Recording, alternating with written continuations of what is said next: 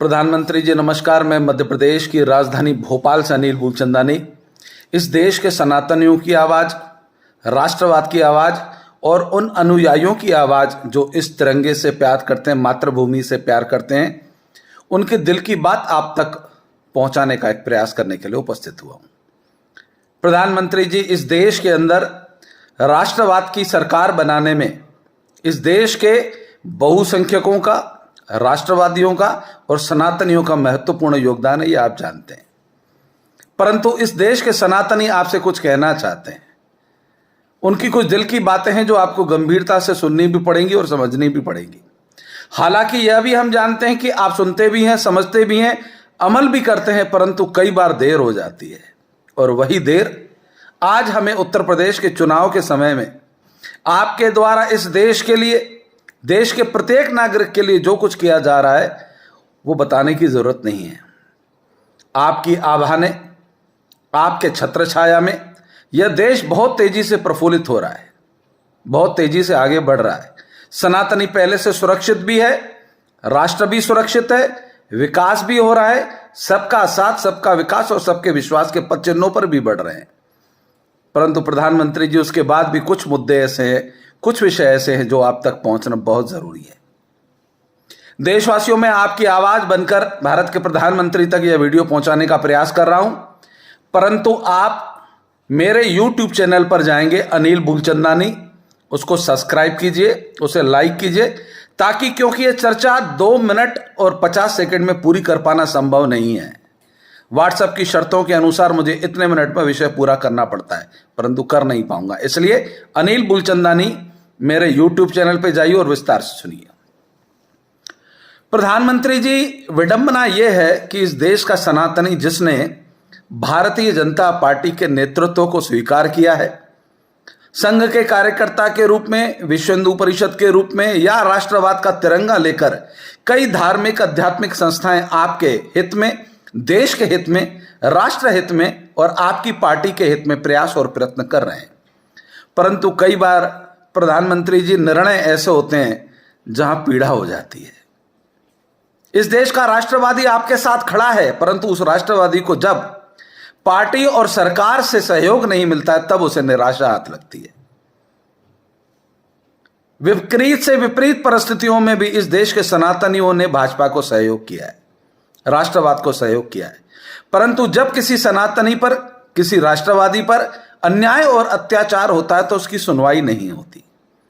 इस देश के अंदर कई संप्रदाय विशेष को विशेष लाभ दिए जाते हैं, हमें उससे कोई दिक्कत नहीं है, क्योंकि आप कह रहे हैं ना, सबका साथ, सबका विकास, सबका विश्वास, होना चाहिए सबका विकास। परंतु इस देश के अंदर बहुसंख्यक कई गरीब लाचार हैं जो भिक्षा नहीं मांग सकते, उन्हें स्वास्थ्य का लाभ नहीं मिल पा रहा। वो टैक्स भी देते हैं, परंतु आज टैक्स देने की स्थिति में नहीं है, तो प्रशासनिक स्तर पर उन्हें प्रताड़ित किया जाता है। कभी प्रॉपर्टी टैक्स के नाम पर, कभी पानी के बिल के नाम पर, कभी बच्चों की स्कूल की फीस के नाम पर, जो उनका नैतिक और मौलिक अधिकार भी है। प्रधानमंत्री जी, आज इस देश के अंदर कोरोना काल के बाद कई व्यापारी ध्वस्त हो गए, कई व्यापारी ध्वस्त हो गए। आज उनके परिवार में राशन और किराने तक के पैसे नहीं है, परंतु क्या करें, उनने कभी भीख नहीं मांगी और उनके पास वो नीला कार्ड, राशन कार्ड इत्यादि इत्यादि भी नहीं है कि वो कहां जाएं। उनके पास आत्महत्या के सिवाय और कोई उपाय नहीं बचे। ऐसी बहुत सारी घटनाक्रम आ रहे हैं जिसमें युवा वर्ग चोरी की तरफ बढ़ रहा है, फ्रॉड केस बढ़ते चले जा रहे हैं। उसका कारण क्या है कि उन्हें रोजगार नहीं मिल रहा। प्रधानमंत्री जी, वह वही सनातनी है जो एक तिरंगा हाथ में लेकर, दूसरे हाथ में भगवा लेकर आपके साथ खड़ा है और देश की जय जयकार करना चाहता है। अपने धर्म के साथ अपने भारत के तिरंगे को भी सम्मानित करना चाहता है। प्रधानमंत्री जी, उस पर भी थोड़ा विचार किया जाए। आप सबको सुविधाएं दें, शिक्षा निःशुल्क होनी चाहिए, स्वास्थ्य निःशुल्क होना चाहिए। प्रधानमंत्री जी, कई राज्य सरकारों में देखा जा रहा है, शिक्षा के क्षेत्र में 50, 60, 65 साल के जो बुजुर्ग टीचर पढ़ा रहे हैं, मैं उनको भी प्रणाम करता हूं, परंतु शिक्षा पद्धति बदल चुकी है। सरकारी स्कूलों में उन्हें 70-70, 80-80 हजार रुपए की तनख्वाह मिलती है, मुझे उससे दिक्कत नहीं है।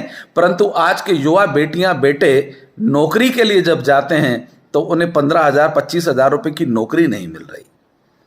प्रधानमंत्री जी, पूरे देश के प्रत्येक राज्यों के अंदर सरकारी स्कूल खंडहर बनते चले गए हैं। क्या यह नियम पास नहीं किया जाना चाहिए कि जो प्रशासनिक अधिकारी, जो नौकरी पेशा व्यक्ति है, उसके बच्चे की शिक्षा सरकारी स्कूल में ही अनिवार्य कर दी जाए, या वह प्रशासनिक अधिकारी अपनी नौकरी छोड़ दे?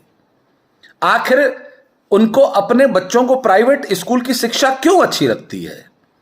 हम बात करते हैं हिंदुत्व की, हम राष्ट्रवाद की बात करते हैं, और मिशनरी के स्कूलों में ईसाई संप्रदाय के लोग बच्चों को शिक्षा दीक्षा तो दे रहे हैं, परंतु शिक्षा दीक्षा के नाम पर जो धर्मांतरण हो रहा है उस पर हम बात भी करते हैं, उसे मुद्दा भी बनाते हैं, परंतु उन्हें रोकने का प्रयास क्यों नहीं करते? आखिर शिशु मंदिर जैसी संस्थाएं पूरे भारत के अंदर व्यापक रूप से क्यों नहीं खुल पाती? आखिर शिशु मंदिर का विस्तार क्यों नहीं होता? उन अध्यापकों को जो आज नौकरी की तलाश में भटक रहे हैं, उन्हें मौका क्यों नहीं दिया जाता?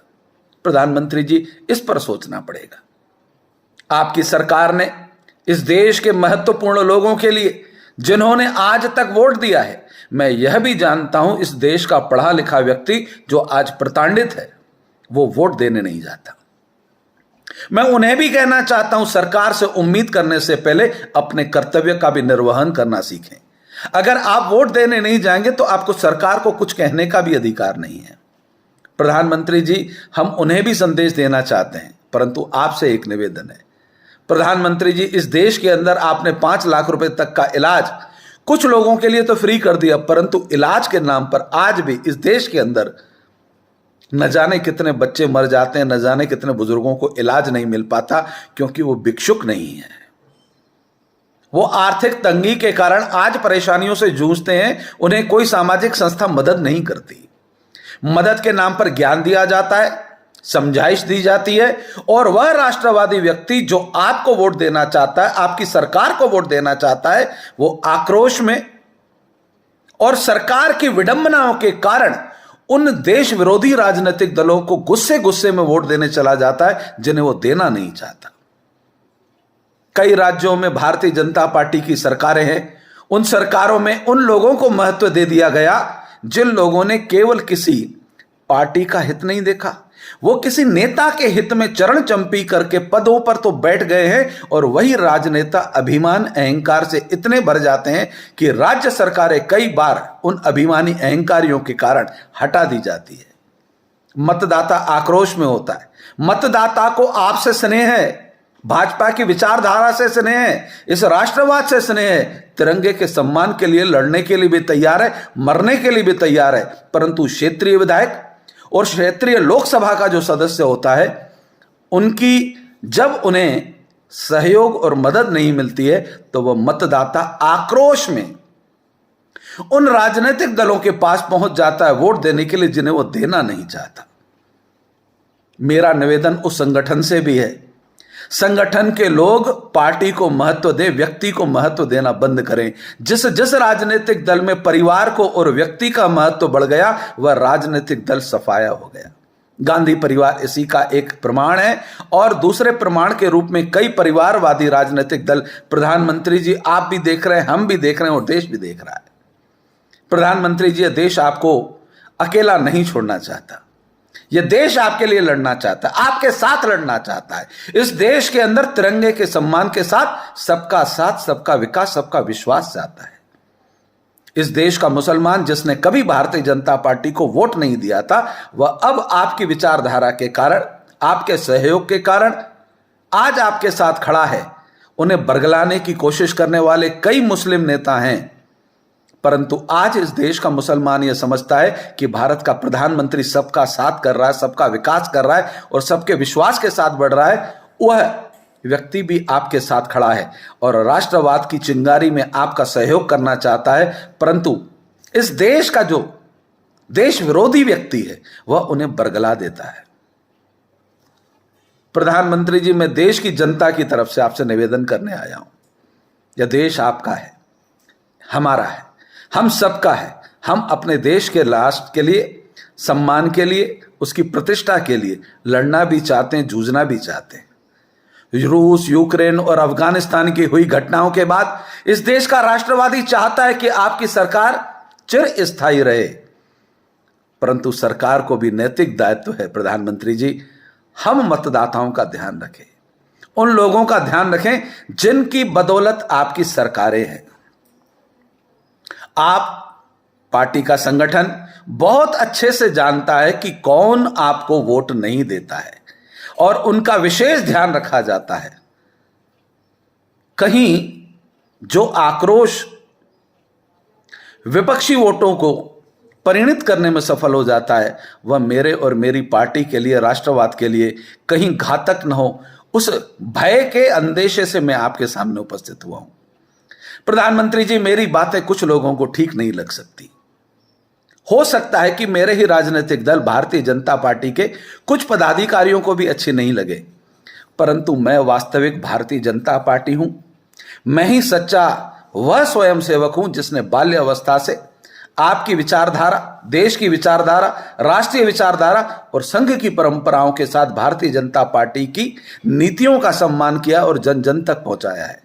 आज जब इस देश का सनातनी, इस देश का राष्ट्रवादी, इस तिरंगे का सम्मान करने वाला मातृभूमि का सेवक पीढ़ा में देखता हूं तो मुझे लगता है आप तक उनका विषय पहुंचाऊं, यह मेरा नैतिक दायित्व भी है, कर्तव्य भी है। यह आपने सदैव बताया है।